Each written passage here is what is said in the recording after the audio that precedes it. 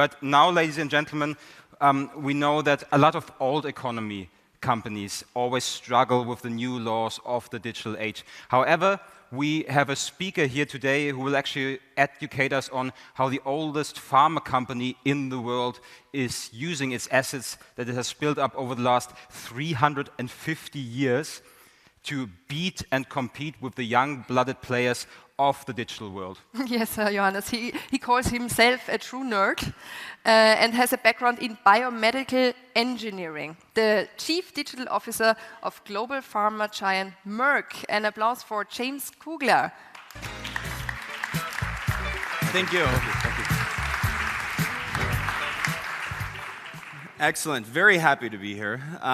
There was a talk, I think, in one of the earlier sessions today. It was one of the panel discussions on what they called it. I think it was the westward migration, right? Of everyone in Central and Western Europe going essentially to the US, everyone in Eastern Europe now moving kind of to Central Western from an engineering standpoint.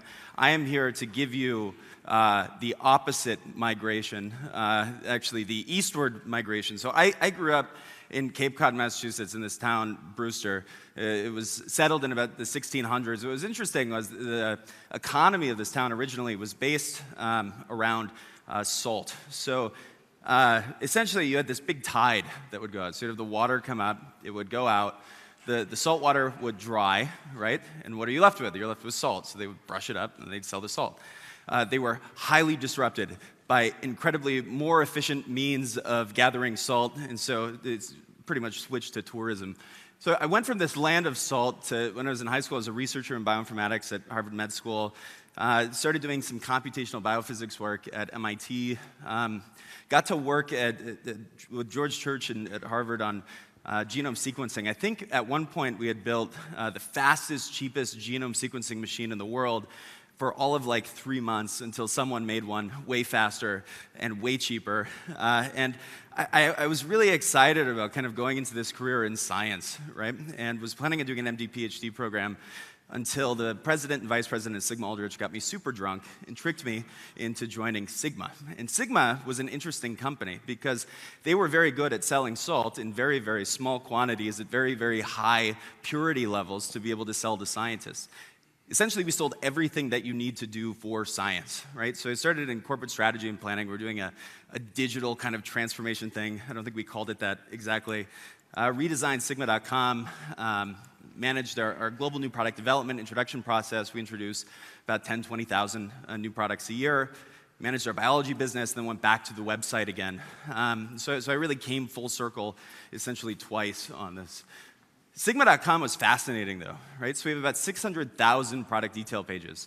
We're essentially like the Amazon, but for science, and we make most of this stuff. So millions of researchers around the world, every scientist in the world is using the site to be able to find the ingredients that they need for their experiments. And at the time we were acquired, it was about 1 billion. We now do about 1.5 billion euro per year in online sales. What was cool was we had really built up some pretty awesome capabilities in terms of being able to do predictive analytics. So what Thomas talked about earlier, at Instagram, instead of photos, we were trying to pick the perfect chemical for you as you came. And we would contextualize these within experiments and give them to scientists to essentially start predicting, like, what is a scientist going to do next? What experiment will they do next? And can we predict what products they need for this so that we can present it to them and move them around the world to be sure they can get there in as quick a time as possible. Our whole mission was just, how do we make science faster? It drives me completely bonkers that when you're training to be a scientist and you're in school, they tell you that if you want to be a scientist, you have to be very, very patient. Like, there's no reason you have to be patient. You have to be patient because things are just very inefficient, right? And there should be less patience in science, and people should want this to go way faster. And so we spent a massive amount of time and effort to be able to create simple things like recommendation modules that would say, this product is for you. There are actually about 150 models going on in the background as you load the page up just to give you those two products. So in 2014, we were acquired by Merck for $17 billion, it was announced. As mentioned, this is a 350-year-old German pharmaceutical company. right? This year, obviously celebrating the 350th, it's actually a much more radical company than people give it credit for.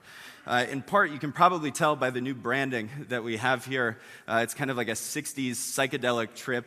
It's actually all designed to be the shapes of biological things under the microscope, right? And it's all about kind of curiosity in what we're doing. Unlike other kind of pure play pharma companies, we obviously still have a pharma business, right? We will always be the oldest pharma company in the world. But we also have a life science business that Sigma moved into. This is basically selling everything that scientists need to do science. Then we have a performance materials business that most people don't really know, but you're actually the most familiar with. We were pioneers in liquid crystal. And so almost all liquid crystal in the world is from Merck. So I would say the gross majority of you, if you're looking at your phones at some point in the day, the liquid crystals in that display are from Merck. So very big business, basically inventing the future of things, very intense German engineers and scientists. So we complete the acquisition then in 2015, and we start getting to know our friends in Darmstadt, and Merck was like, let's get digital. let's make this happen. There's a big push behind it. We have this rebranding effort, and my first question that I had was really just like, what is digital? Because this wasn't a term that we used as much in the US, and this concept of digitalization was really a bit more of a European thing at the time. So we wanted to start by framing it just simply with a definition, So we defined digitalization essentially as how do we reduce friction and create value by integrating digital technology into everyday life. And the way we wanted to implement this was with a framework that we called Pragmatically Radical Digitalization, right? Which was, first and foremost, we need to look at what people are actually doing, right? So from a user experience standpoint. And if we can apply technology in such a way that that person's life is tangibly easier than it was before, that creates value, right? Yes, good. If you can extract that value, you have a business model. This is also good because it gives you some sustainability and it allows it to grow. As it grows, the ability to then use that data to make that person's life even easier and the business model even more lucrative was the framework that we wanted to operate in. And so from a strategy perspective, our business model is actually fantastic. As long as we make science faster, our business grows. We create value, right? We get new discoveries sooner. We sell more reagents because there are more reactions that are done. And so everything that we do is really shooting for this, how do we make science faster? But we also don't delude ourselves into thinking that we can just get massive investments and start blowing cash without some form of a payback. So we essentially balance the activities that we do into what we call catalyzation activities. So what are we doing for the business to grow the business more today than it was yesterday, right? And balancing that with long-term activities that we find very disruptive. But we try to have paybacks as soon as humanly possible. Underneath this, we have kind of the inspirational, sparking cultural change piece that's critical, and then building the competencies and recruiting and retaining the right people that we need in order to do this. Obviously, over time, our focus shifts. Right? So initially, we still had these data projects that we were working on in life science. We expanded it out to the rest of the business. We were doing a lot of inspiration. Inspiration is kind of dangerous because suddenly we had thousands of projects that were going on across the company. We had no idea what they were. There wasn't a clear focus, so we just stopped talking. And we doubled down on data science. How do we really, really use data to create value? And we're now at a point that we're starting to really move into more of the disruptive new business side. So what I'm going to talk about here is essentially these two sides, like what does it take from a data perspective at a large company, and kind of the framework for thinking about things from a more disruptive perspective. As I said, data is the key to all of this, right? And with the hubris, I will say, of a company that was just bought for $17 billion, in large part because of e-commerce and what we could do from a data side, we were so excited to run and start working on things in the other businesses. And we were immediately humbled. Because the state of data was significantly less than optimal. We used to have a lot of complaints that we had two different systems that had all of our data in it. And how could you possibly do the stuff we wanted to do with two separate systems? And the reason we were humbled so aggressively was because of babies. And this was essentially in China when the policy changed for one child, we were having a huge problem forecasting our fertility products. Right?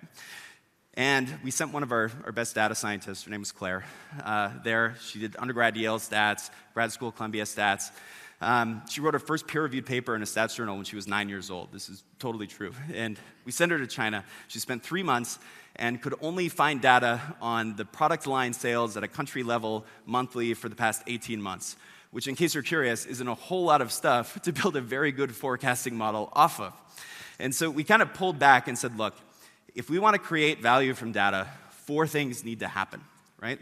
1, you have to have data. 2, data has to be structured and usable. 3, you can apply basic to advanced analytics to generate insights. And 4, you have to act on those insights. People typically focus on part 3 and have kind of these black box AI things.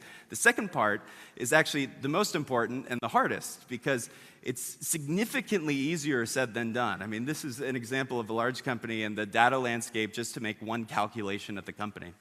This is why we partnered with Palantir initially, to be able to help us work through this. Palantir, there's a lot of kind of stuff that's discussed about them. At its core, they focus on the most deeply unsexy problem on the planet, which is how do I allow humans integrate massively disparate data sets in such a way that it's scalable and very secure. So we can essentially take something like this and turn it into a highly structured workflow.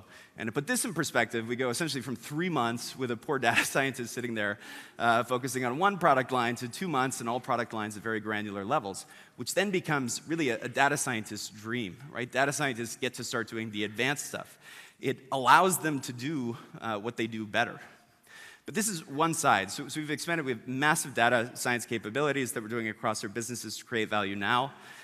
As we look at the disruptive side of this, I see there being kind of some core problems here, especially in Europe. And I think there needs to be a fundamental shift in mindset around what large companies are capable of doing. Probably the most indicative example of this problem, I had a consultant come to me. There are a lot of consultants that come, and for hundreds of millions of dollars, they'll help us copy everything that other digital players are doing, right? And there was one that showed this slide that I loved so much. Basically, they showed us this market cap over time of Amazon versus Walmart, right? And then they labeled this delta here as disruption, right? And then they had an ominous, fear-inducing title on this slide that basically we were going to go out of business and be homeless unless we hired them to have them help us copy all these things that they're doing. And I thought this was awesome, actually, because I view this kind of the complete opposite, right? And if we break it down just from kind of a financial perspective, right? We updated this for this week here, so it's actually gotten worse, right? Amazon's $963 billion, Walmart $278, so 3.5 times more. If we look at net sales, though, right, Walmart actually has 2.8 times more net sales, so $500 billion to $178 billion. Turns out they're very profitable, too, right? So $20.4 billion to $4.1 billion, so 5 times more. And we should probably exclude AWS, because it's not totally apples to apples in here, right? Which gives you a pretty interesting kind of comparison that you have a core retail business that's losing money versus Walmart with $20.4 billion in profit here. It's kind of a fascinating gap. More fascinating to me, though, was if we start looking at things like physical presence, right? So 300-something Amazon US distribution fulfillment sortation centers compared to Walmart supercenters in the US. And Walmart has about 3,700 supercenters throughout the US. In fact, these supercenters are within 15 miles of 90% of the US population, right? This totally fascinates me because, I mean, by any standard, a Walmart supercenter is fairly large, right? One could go so far as to say it's sort of like a warehouse with a whole bunch of stuff inside of it. Turns out, on a per-item basis, it's also 10% cheaper on average than the same item on Amazon. And so if you could suddenly flip this to say, hey, I'm going to ship within an hour to 90% of the US population, this becomes really interesting, right? I'm not saying that they will do it, right? Because if we look at it, industrial scale is a totally beautiful thing. I love industrial scale. I get very excited by industrial scale. But this alone is not enough, right? And so the framing that I'm kind of putting in here is the sense that if you want to have disruption in some way, you have to have industrial scale and technology has to be done right? Large companies aren't necessarily the best at doing that, but they do have industrial scale. And so I think when we look at how do you approach this, in my mind, large companies need to start looking at this in terms of where is the industrial scale? Where is the thing that is really hard for pure play tech companies to do because it's massive capital investment or knowledge investment? And then find a pragmatically kind of radical way to start applying technology to this to solve some core problems. This excites me because for us, I see this scale across our business, right? And ways that we can start applying it across our business to be able to do things that others can't because of scale, because of 350 years. I think my problem in this is that nobody does interesting things when on the defensive, right? And so when we talk about the difficulties that Europe has or European companies have, European companies are massive, right? They are very good at industry, very good at B2B pieces. But a defensive mindset is not going to disrupt anything. And my key message that I want to send here is people really need to start thinking more on the offensive and in terms of how can we apply this industrial scale in ways that pure play tech companies can't do. Thank you.